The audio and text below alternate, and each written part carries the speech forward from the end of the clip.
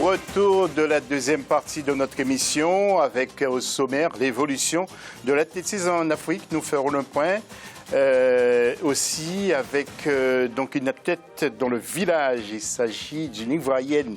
On vous laisse découvrir d'ici quelques secondes. On vous cache le nom, mais vous verrez. Restez avec nous. Et puis le programme de ce jeudi 18 à Rio, nous allons voir surtout aussi l'agenda. Notre plateau avec Marie-Christine Casier, je vous le disais, ancienne athlète internationale. Et puis nous avons sur le plateau Jean-Paul Oro, qui est journaliste ivoirien, qui est avec nous, qui connaît parfaitement le sport de son pays.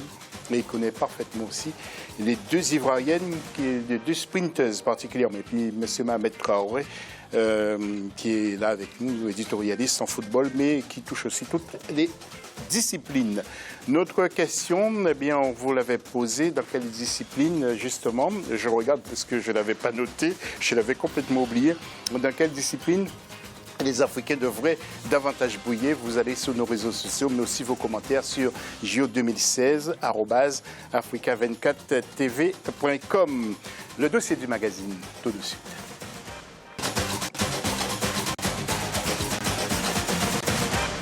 Alors pour ces JO 2016, c'est l'occasion de voir comment évoluent nos athlètes. Quelques médailles sont tombées dans les escarcelles pour les courses de fond et de demi-fond. Le sprint avec le Sud-Africain Reed van Niekerk qui a battu le record du monde de Michael Johnson.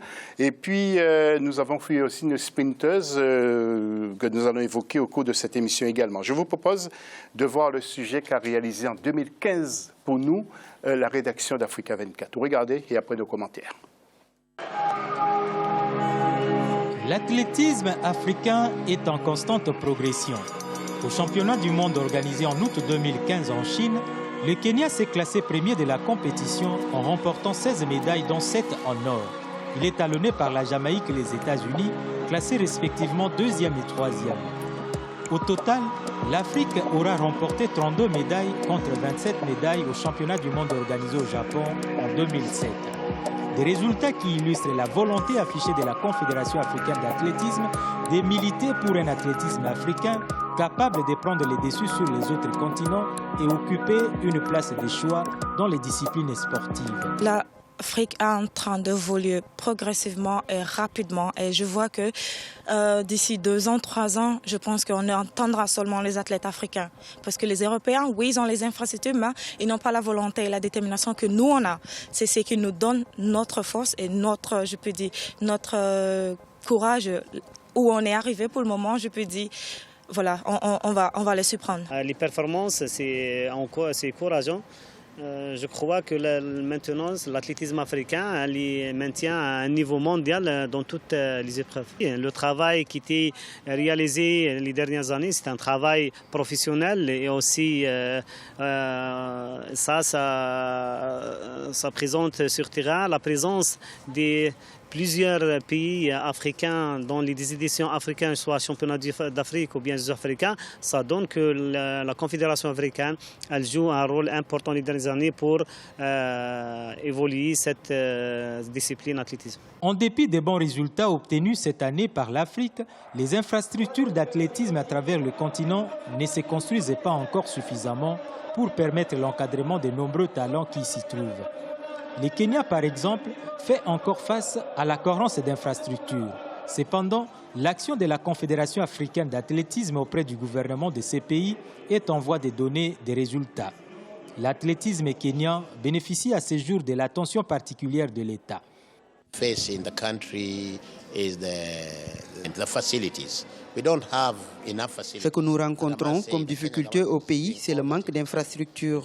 Nous n'avons pas assez d'équipements, mais le gouvernement fait un effort pour que les infrastructures soient disséminées partout pour être au même standard que les pays développés, à l'image de l'Europe et des États-Unis. L'action du président de la Confédération au niveau de la Fédération internationale d'athlétisme est aussi efficace et aide beaucoup notre pays.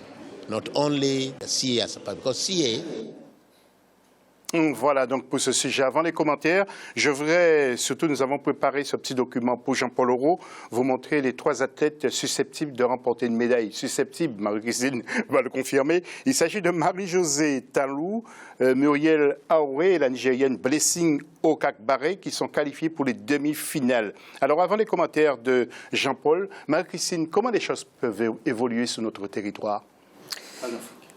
Mais écoutez, c'est vrai que le président a bien parlé d'infrastructures, manque d'infrastructures sportives, notamment dans certaines disciplines, qui aujourd'hui, l'Afrique n'est pas représentée comme au kayak, voire éventuellement dans d'autres sports qui sont un peu spécifiques parce qu'ils demandent de ces infrastructures. C'est vrai qu'il a raison de dire que si on développe en fait ces infrastructures de haut de gamme, de qualité, afin que ces sportifs de haut niveau puissent s'entraîner, puissent faire de la formation, puissent se reconvertir. Peut-être qu'effectivement, il y aurait peut-être un peu moins en fait, d'athlètes qui demanderaient peut-être la nationalité, voire française, et resteraient dans leur pays, quoi. Oui, Jean-Paul, vos commentaires, Jean-Paul Auro. Justement, je crois que je parlerai comme Marie-Christine, comme elle a dit tout à l'heure, c'est une question tout simplement de volonté politique qui arrive à un certain moment quand on imagine qu'au niveau de certaines disciplines nautiques, je dirais, comme le canoë, comme l'aviron, pourtant chez nous en Afrique, il y a beaucoup de pays qui disposent de fabuleux plans d'eau où on pourrait pratiquer de l'aviron. Pratiquer du canoë-kayak. J'imagine en Côte d'Ivoire, dans la région des montagnes, du canoë-kayak, c'est super intéressant. Mais tout simplement, c'est une question de volonté politique. La Côte d'Ivoire, que je connais bien, imaginez l'Institut national de la jeunesse et des sports, qui est véritablement en désuétude. Heureusement, il y a les Jeux africains de la francophonie qui vont permettre que ce temple du sport ivoirien soit renouvelé et à qui on va donner vêtements des couleurs pour une vraie compétition. Et je crois que c'est ça véritablement le problème. Ça entraîne la fuite des compétences, la fuite des talents. Aujourd'hui, c'est vrai, je peux en parler, Marie-Josée Talon, il a fallu que certains Ivoiriens dans la famille se battent pour qu'elle n'accepte pas d'être française. Sinon, il y avait des possibilités pour elle être française. Et je suis convaincu que si elle avait été française, peut-être elle aurait été sur le podium du final du 100 mètres dames. Mais bon, on ne peut pas regretter cela. Aujourd'hui, nous sommes fiers d'elle. Elle nous a fait beaucoup rêver. Et nous espérons que pour le 200 mètres qui arrive, elle nous fera encore donner beaucoup d'étoiles au niveau des yeux. Mohamed Traoré. Je partage son point de vue sur cette question de volonté, parce que très souvent en Afrique, les ministres des Sports, on a l'impression que ce sont des ministères du football, tout simplement. Il y a beaucoup plus de moyens, beaucoup plus d'attention accordée à ce sport-là. C'est vrai, c'est un sport très populaire, mais il y a d'autres disciplines comme l'athlétisme sur lesquelles l'Afrique a la potentialité d'avoir des médailles. Il suffit tout simplement justement d'organiser aussi les infrastructures autour de ces types de disciplines. C'est sûr qu'on ne peut pas se permettre de financer tous les sports disponibles, mais là où on a des potentialités énormes, comme l'athlétisme par exemple, on peut injecter de l'argent. Maintenant, il faut que ça soit beaucoup plus sérieux, ça soit beaucoup plus professionnel pour que les jeunes, les milliers de jeunes, les millions de jeunes que nous avons en Afrique dans chaque pays puissent avoir d'autres perspectives au-delà du football.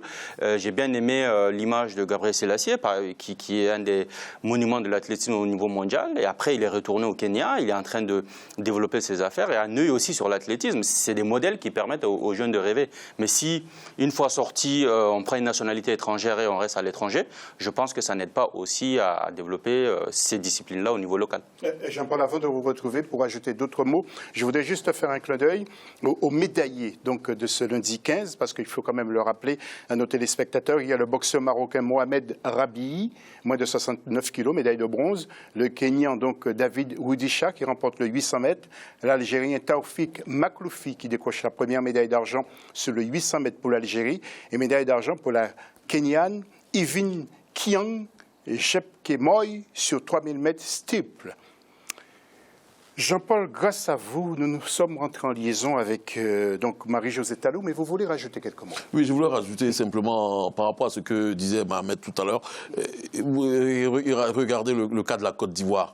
Pour la dernière CAN, la Fédération ivoirienne de football a bénéficié de 3 milliards de subventions de l'État de Côte d'Ivoire. 3 milliards de francs CFA pour une compétition qui ne dure que 4 semaines. Quelquefois, on se pose la question de savoir, mais ça sert à quoi tout cela? Quand véritablement, il n'y a même pas de piste d'athlétisme l'athlétisme, pour permettre à des gamins qui ont le talent de courir, pour permettre pour créer des salles de boxe, où on sait qu'il y a des jeunes Ivoiriens qui ont envie quelquefois de séances de pugilat parce qu'ils ne peuvent pas, ils vont se bagarrer dans la rue. Tout cela, c'est possible, comme Mohamed l'a dit. Il faudra tout simplement orienter à un moment l'argent du sport dans d'autres disciplines qui peuvent rapporter, certainement pas beaucoup d'argent au pays, mais au moins donner, à mon sens, de l'envergure au pays et attirer aussi des investisseurs, parce que c'est cela aussi, à ce à quoi aussi sert le sport. À ce type de compétition, c'est cela aussi, c'est à quoi ça sert. Aujourd'hui, le Kenya est devenu carrément une vitrine pour beaucoup d'équipementiers. Pourquoi pas la Côte d'Ivoire? Pourquoi pas le Mali demain? C'est véritablement cela. Moi, je pense que ça devait servir de leçon pour nos différentes autorités politiques et sportives. Ok, Jean-Paul. Nous partons dans le village, Jean-Paul. Grâce à vous, pour entendre Marie-Josée Talou. Après sa 4e place au 100 mètres, je lui ai demandé est-ce qu'elle avait digéré et comment elle s'est préparée pour ces Jeux Olympiques. Écoutez-la.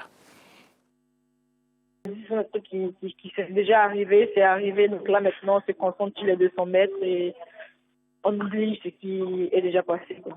C'est pareil comme toutes les saisons, mais encore plus difficilement que les autres saisons et tout. Mais après, j'ai été blessée, donc ma préparation s'est un peu arrêtée pendant 1 ou 2 mois et après, il fallait reprendre l'entraînement là où on l'avait laissé. Pendant ce moment, on l'avait laissé, mais encore apporter d'autres trucs encore de plus dur parce que c'était pas facile à 1 ou 2 mois des Jeux Olympiques d'être au pic de notre forme. Donc voilà, avec le coach, on a essayé d'ajouter quelque chose de plus encore et bon voilà, c'est un peu ça. Voilà, Marie-Christine, qu'est-ce qui manque? Il paraît que nos athlètes, nous les Noirs, nous avons une fibre qui nous permet d'aller plus vite.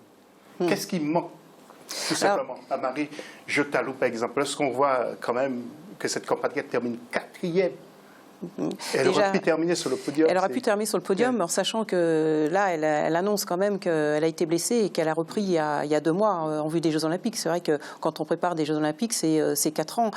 Donc à 2 mois de l'échéance, on ne peut pas se permettre, surtout sur un 100 mètres, d'être en arrêt et reprendre. Et comme elle le dit si bien, faire un travail très spécifique parce que les 2 mois sont relativement courts. Donc là, déjà, c'est parce qu'aujourd'hui, avec le développement de ce qu'on appelle le médical, voire le paramédical, on peut très bien, en étant blessé, de poursuivre en fait son entraînement, notamment dans le cadre de l'eau, notamment sur pas mal de choses qui aujourd'hui sont relativement développées. On a vu Usain Bolt qui a été blessé, ça l'a pas empêché de briller, malgré que c'est un extraterrestre, mais ça l'a pas empêché de courir le 100 mètres, alors qu'il n'avait pas couru le 100 mètres depuis les sélections de la Jamaïque. Okay. Donc là, cette athlète, c'est pas normal qu'elle puisse 2 mois avant préparer la partie spécifique, notamment pour préparer des Jeux Olympiques. Merci Marie-Christine.